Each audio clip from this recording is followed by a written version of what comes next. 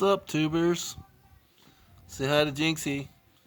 Oh, you woke me up. Man, I was having a nice little cat nap. Alright. Little boy got in a fight here recently. I don't know, he's always scrapping. He's always coming home.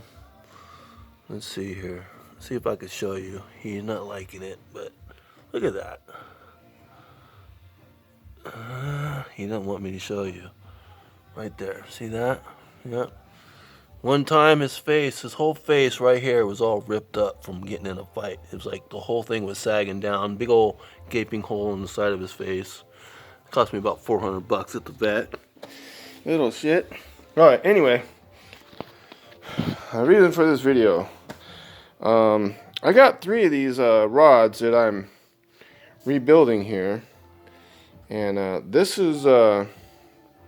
I did the first one and I didn't mark it out. I figured I better mark it out this time because after I strip this one down, I won't have another rod to like try to match up where everything goes. So I figured I better mark down here where everything goes. So here's the butt section obviously, and then the real seat here for this 6/6 one, and then I marked it for the real seat, for the foregrip, and then I marked all these lines here where the these wraps go here, and then where the trim band, that gold trim band stuff goes, and then the hook keeper goes right here in this column, and then you go up here and you see the first stripper guide.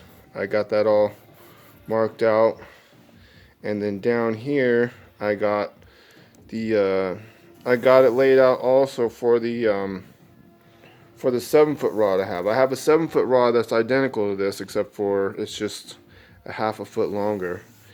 And then you see as you go down the line, you got the second stripper guide, and that would be the second one there. And then on this one you got your third or your first runner guide, and that would be the first one for the 7-foot, second, third, or fourth. No, this would be the third, that's the fourth, that's the fifth, that's the fourth, that's the tip top, that's the fifth, and then that would be the tip top.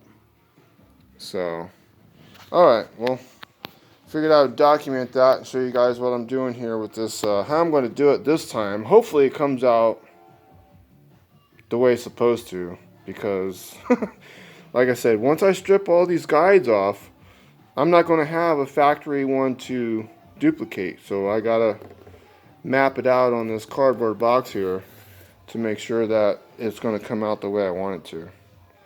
Alright, that's it, tubers. Hope you guys enjoy. Have a good one.